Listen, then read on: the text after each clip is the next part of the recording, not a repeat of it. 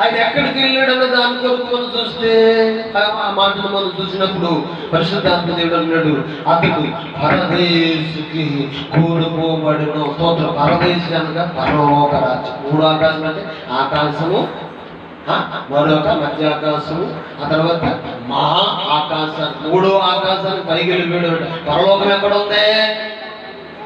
స్తోత్రం చెప్పండి. ఇప్పుడు సిలువలో దొంగ మనం చూడవచ్చు.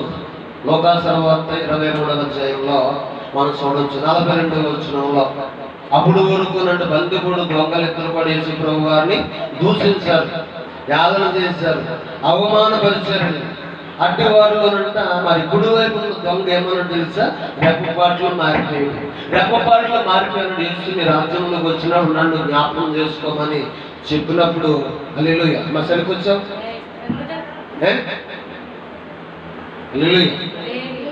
అరే సరికి వచ్చాం. రే పిల్లలు అందరికి వచ్చాయి.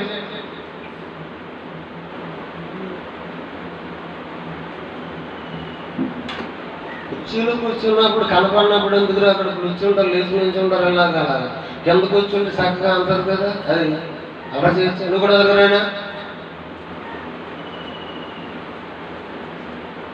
తెల్లగా తెల్లవారక ముందే, పులికోడి కొయ్యక ముందే లేచినాడు యేసుదేవుడు, సమాధి గుండి చీల్చినాడు మృత్యుంజయుడు, సమాధి గుండి చీల్చినాడు మృత్యుంజయుడు. తెల్లగా తెల్లవారక ముందే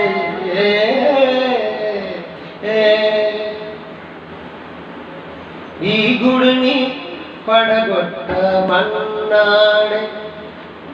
3 రోజుల్లో కడతానన్నాడే, తన దేహమును కూర్చి తావి చూపినాడే, నిజము తెలిసి వారు. సోదరులు చెప్పండి. నిజము సిలువలో ఉన్న దొంగలిద్దరు కూడా యేసు ప్రభు వారిని ద్వేషించేవారు, నిందించేవారుగా ఉన్నాడు. 2వ దొంగ అడుగుతున్నాడు. లోకాసువార్త 23:42 వచనంలో యేసు నీ రాజ్యంలోకి వచ్చినప్పుడు నన్ను జ్ఞాపకం చేసుకోమని అడిగినప్పుడు